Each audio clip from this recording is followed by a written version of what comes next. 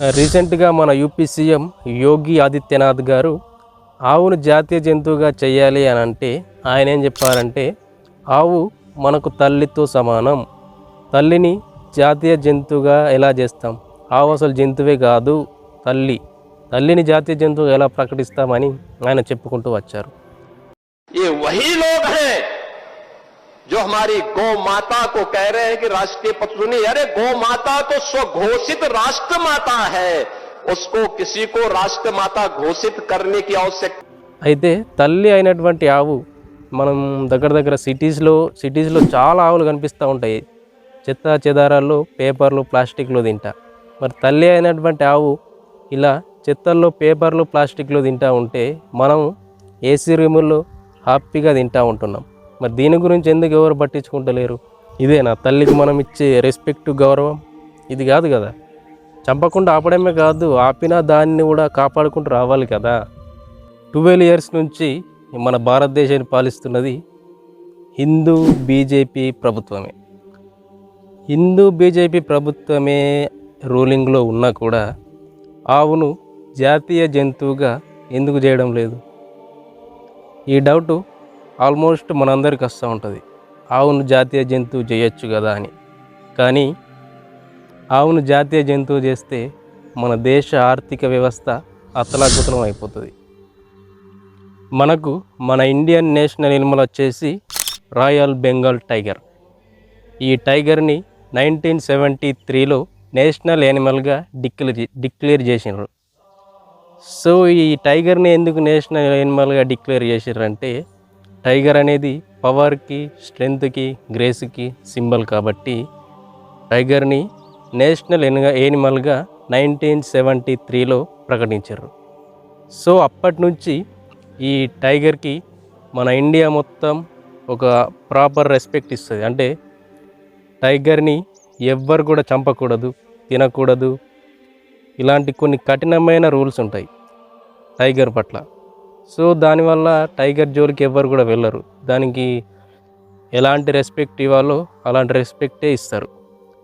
అదేవిధంగా ఇప్పుడు ఆవుని నేషనల్ యానిమల్ చేస్తే ఆవుని ఎవరు అమ్మకూడదు, పెంచకూడదు, అండ్ అలాగే ఎవరు చంపకూడదు, తినకూడదు.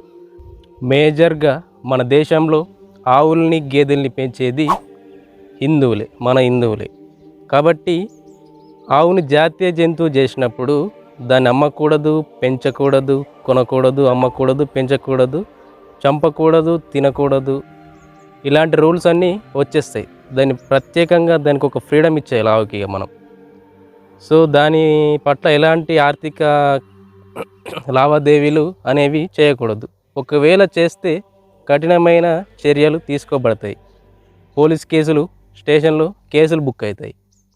సో మేజర్గా మన హిందూసే పెంచుతారు కాబట్టి ఇప్పుడు ఆల్రెడీ హిందూస్ దగ్గర చాలా ఆవులు ఉంటాయి. ఇప్పుడు మా ఊర్లో దగ్గర కొన్ని వేల ఆవులు, గేదెలు ఉంటాయి. అప్పుడు అవన్నిటిని ఎవరు కొంటారు? ప్రెజెంట్ అయితే వాటిని కొనేది మేజర్గా ముస్లిమ్స్. అండ్ ముస్లిమ్స్ కాకుండా కొంతమంది హిందువులు కూడా కొంటారు. వాళ్ళని బేరగాళ్ళు అని అంటారు. సో వారు ఆ ఆవులు ఉన్న దగ్గరికి వచ్చేసి అమ్మే ఆవులు ఉంటే కొనుక్కొని తీసుకెళ్ళిపోతారు. దానివల్ల ఆ ఆవుల్ని పెంచే అతనికి ఎంతో కొంత లాభం వస్తుంది, ఎంతో కొంత ఇన్కమ్ వస్తుంది. సో ఆ ఇన్కమ్ వల్ల చాలామంది అప్పటి నుంచి మన వాళ్ళందరూ బతుకుతున్నారు. ఇప్పటికి కూడా అలాగే ఆవుల ద్వారా కేవలం పాలే కాకుండా ఇలా అమ్మి కూడా జీవనం కొనసాగిస్తున్నారు ఆవులు, గేదెల ద్వారా. ఇంకా ఇప్పుడు నేషనల్ యానిమల్గా మన ఆవుని నేషనల్ యానిమల్గా డిక్లేర్ కనుక చేస్తే పాల ఉత్పత్తులన్నీ ఆపేయాల్సి ఉంటుంది. పాలు ఎవరు పిండకూడదు, కంప్లీట్గా ఆపేయాల్సిందే పాలు పిండడం. ఈ అమ్మడం, కొనడం కూడా ఆపేయాల్సిందే. ఎలాగో అమ్మడం, కొనడం కూడా కంప్లీట్గా ఆపేయాల్సిందే. సో ఇలా జరుగుతాయి. దేశ ఆర్థిక వ్యవస్థ నిజంగానే దెబ్బతింటుంది. ఇవి ఒక జాతీయ జంతువుకు ఉండే చట్టపరమైన నియమ నిబంధనలు.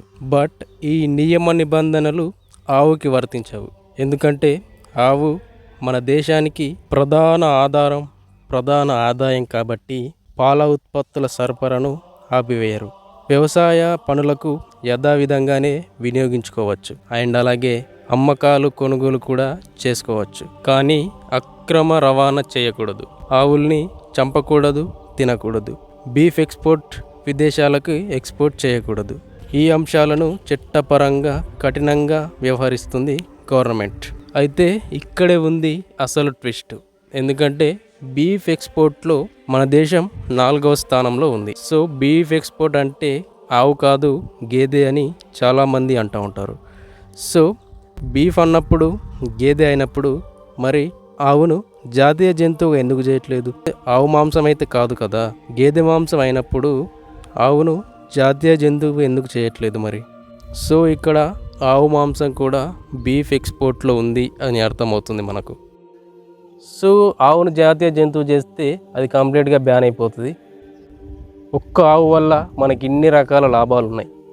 అండ్ అలాగే ఈ ఆవులు నాటి నుంచి నాటి కాలంలో మన పూర్వీకులకు వ్యవసాయంలో మేజర్ పాత్ర పోషించినవి ఆవులే.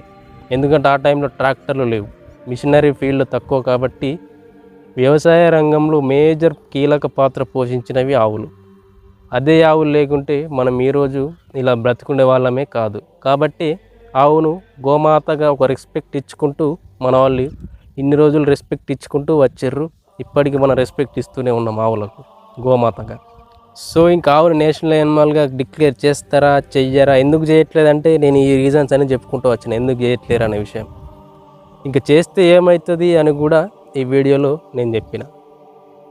ఇంకా చేస్తారా చెయ్యరా అంటే నాకు తెలిసి ఆవును జాతీయ జంతువుగా చెయ్యరు అని ఇది నా ఒపీనియన్ మాత్రమే, కానీ చెప్పలేం.